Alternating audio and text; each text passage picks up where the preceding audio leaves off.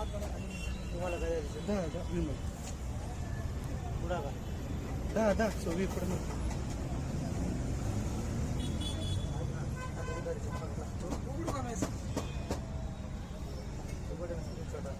Screenshot नाही हात द्यायचे.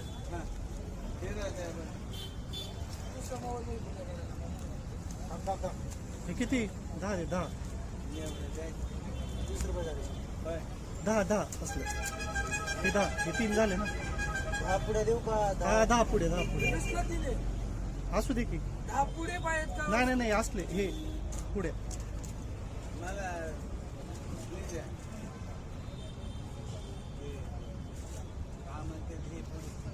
कुठले डायरेक्टर? नाही विमल विमल मागाच म्हणला मला नाही नाव लवकर ये. आमच्या गावाकडे 9 झाले 60 रुपये झाले. किती द्यायचे? हा अजून तू बाकी नाही नको बस. किती द्यायचे? 60 रुपये. विमल हां बस छोटावाला देतो.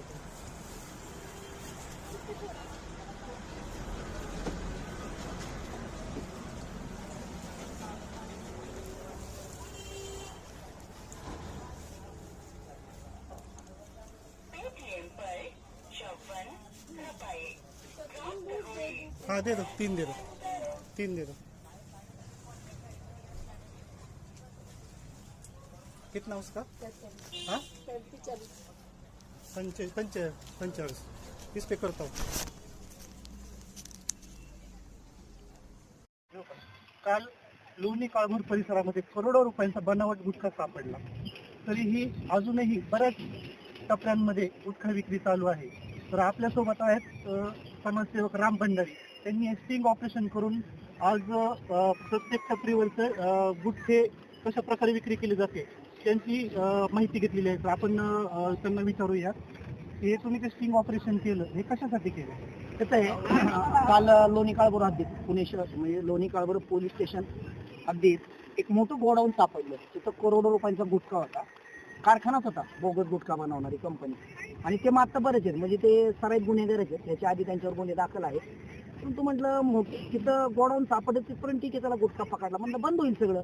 परंतु उलट झालं. आज मी सकाळपासून टपऱ्यांवर गुटखा गोळा करतोय, खुलेआम चालू आहे. म्हणजे माझं म्हणणं काय आहे की चिरमिरीसाठी असे धंदे तुम्ही जर करत असाल ना खुलेआम,